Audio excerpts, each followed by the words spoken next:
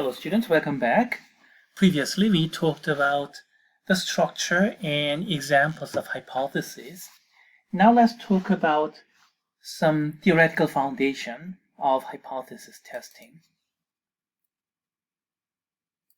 Here's the typical structures of hypotheses, null and alternative hypotheses like these. And you have to test those using a quantity called level of significance, typically represented as Greek letter alpha. What is it? Let's talk about that. For that, however, we need some further jargon, so let's go and discuss those. We need to discuss these. Type 1 error, which is the error from rejecting the null hypothesis even though it is right. And then there is type 2 error, error from rejecting the alternative hypothesis even though it is right. Now, are there any more errors? The answer is no. There are only two types of errors, only these two. Why? Because in mathematical hypothesis testing, we have only two competing hypotheses, H0, the default, and HA, the challenger. So either one of them is right. So either H0 is right or HA is right. So one or the other must be right. Now, if H0 is right, and then I called H0 correctly, then that's not an error. If I didn't, and rejected H0, and consequently accepted alternative hypothesis, then that's an error, and that's called a type 1 error.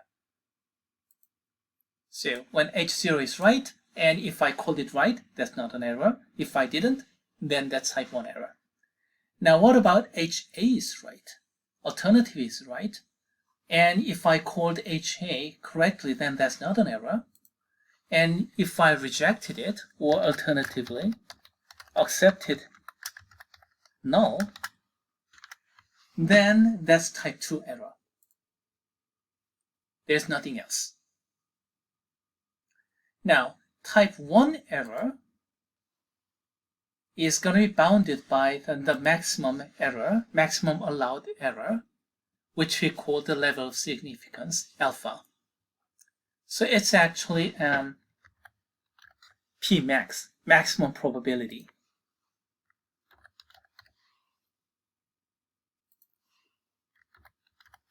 Now what about the error bound for the maximum probability for type 2 error? That's called beta, and it doesn't have any good name. Alpha is important, so we call it the level of significance, but beta is not considered important. Why? Number one, we cannot get alpha and beta at the same time directly. Oh, wait a minute. Aren't they complement of each other?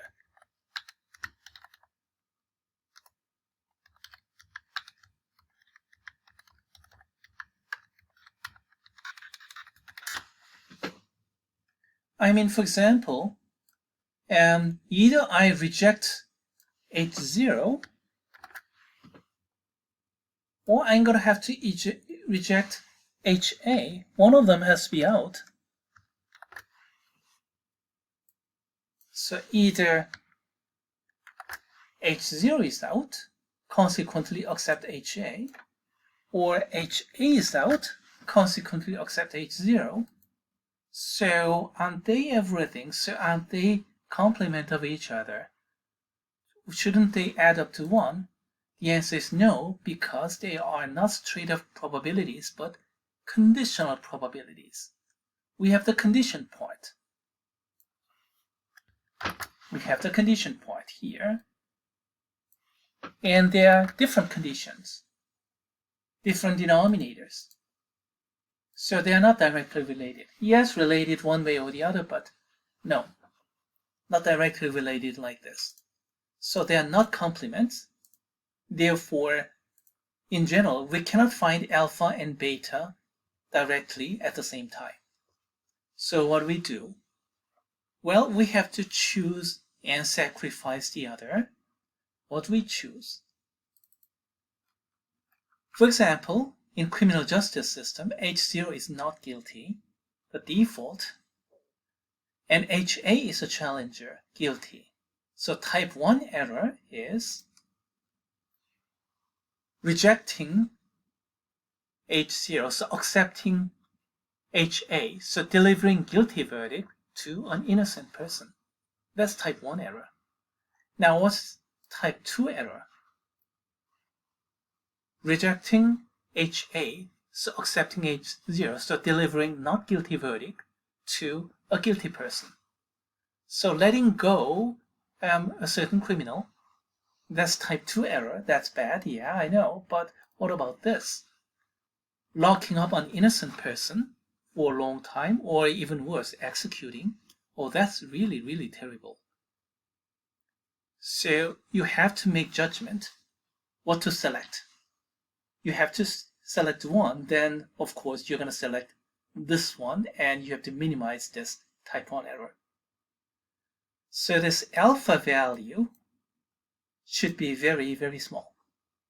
By the way, alpha value and beta value are not just straight up probabilities, but you see, you have this keyword even though, so those are conditional probabilities like this. See, conditional probabilities. Conditional probabilities. And this conditional probability, or this conditional probability, is something we want to control, and we want to make it very small. 0.1, 0.05, or 0.01, things like that. 0.1, oh, that's actually too big. I've never seen any hypothesis testing with alpha value this big. 0.05 is the smallest I have ever seen. Most of the time, 0.02, 0.01, something really small. So locking up or executing innocent person, this kind of thing should be really, really rare. So keep those in your mind, and then we're going to go over to example problems in, let's see, should I do this in a separate video? No, I think we have enough time for one problem, so let's just go ahead right away. Let's go to this. This example is the same as this example.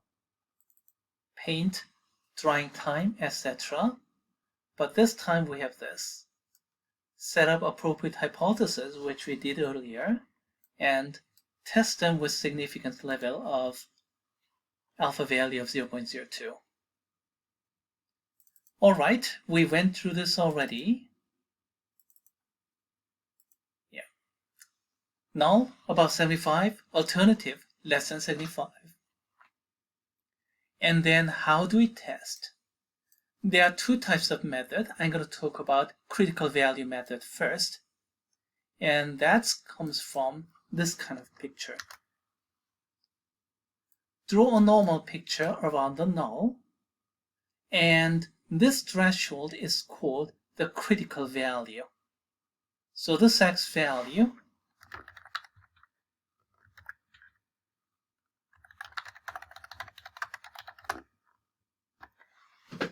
and this is a quantity we are looking for. So if you find X value, then you can compare that X value with the observed mean of 72.3. Now, what if 72.3 falls here?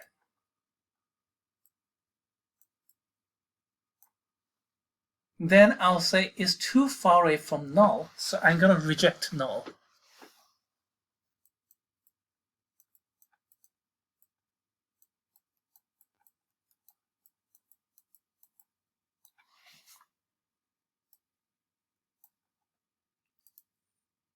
Now, what if this 72.3, that value falls here in the blue region? Then close enough to null, I'm going to accept null.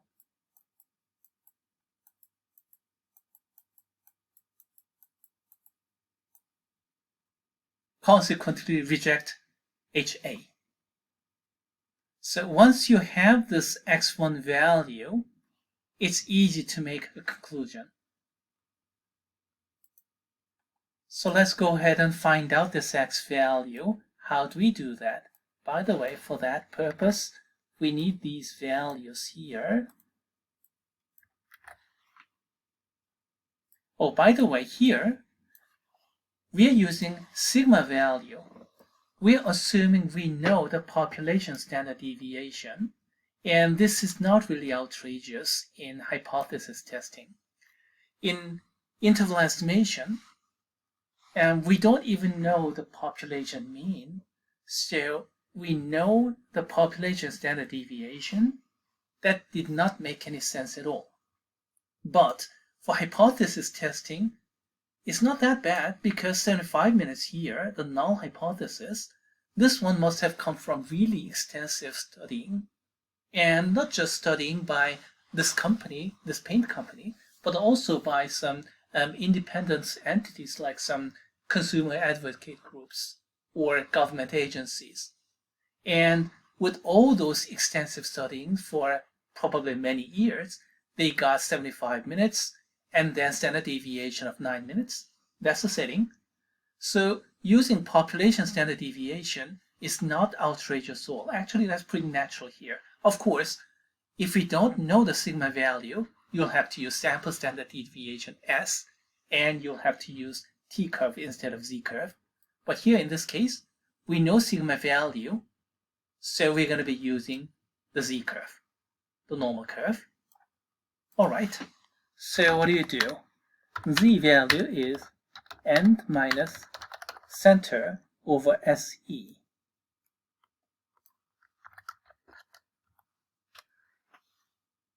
And that has to be approximately equal to, let me extend the font a little bit, the z-score for, well, shading here, alpha is 0.02, 2%. So that's how this alpha value is being used. So let's go to the z-table. Where is my z-table? Yeah, this is my z-table, shading to the left. And let's look for alpha value. 0.2. All right. Yeah, that's the best value, isn't it? So negative 2.05. Yeah, next one is 0.197. So let's take 2.05. So that's negative 2.05. All right, come back to this. N minus center over SE.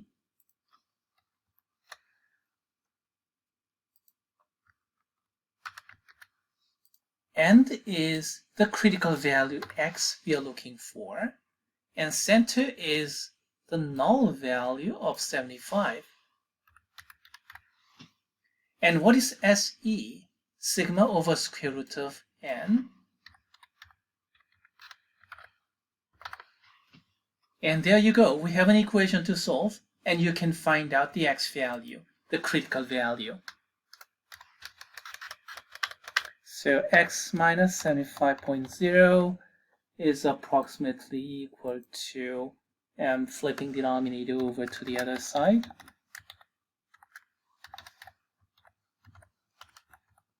You're going to get that. And then, of course, if you flip this over to the other side, then you're going to get this estimation.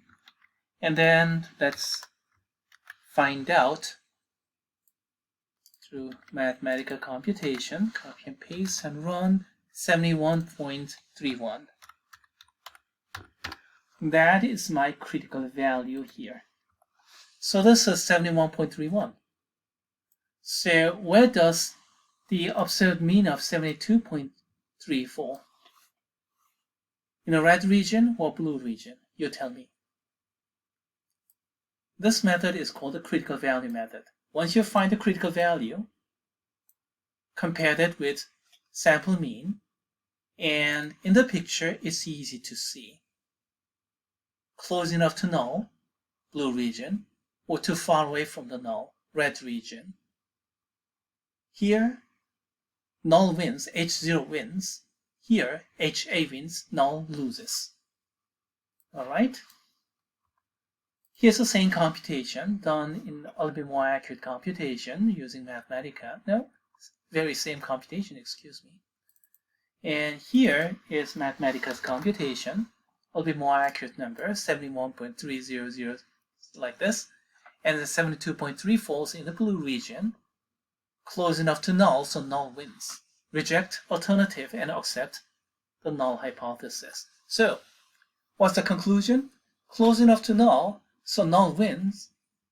In other words, this paint, there isn't sufficient evidence to declare that this additive will effectively decrease the drying time.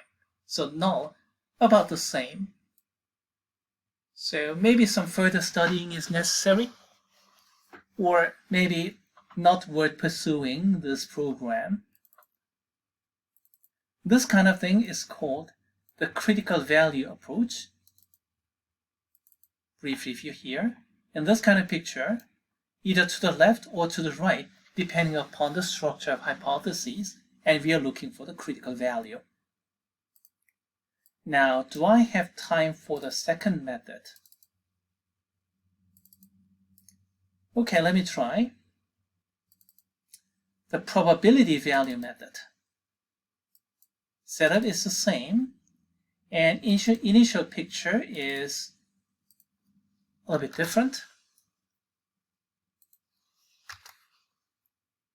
Normal around the null, and then instead of the critical value, you just put 72.3, observe the mean, and measure the probability that we get 72.3 or less, assuming the null is correct, you see, centered at null value of 75, and find out this probability. If the probability is large enough, then there's significant chance that that this kind of thing can happen, 72.3 or less can happen, even though null is right.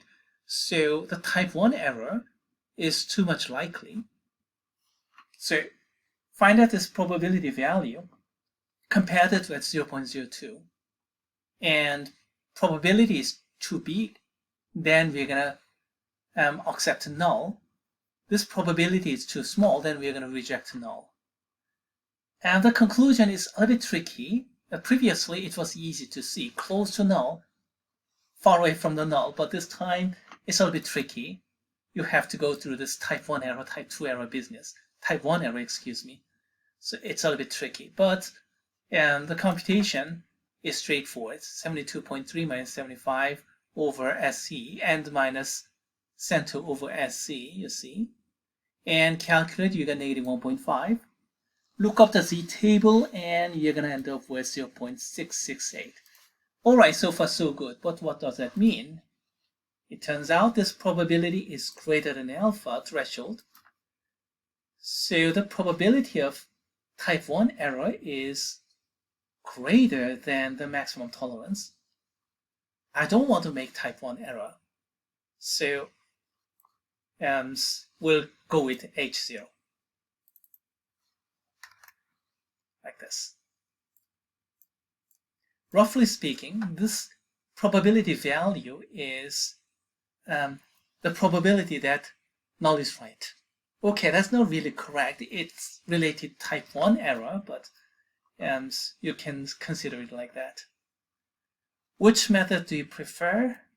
Personally, I prefer the critical value approach.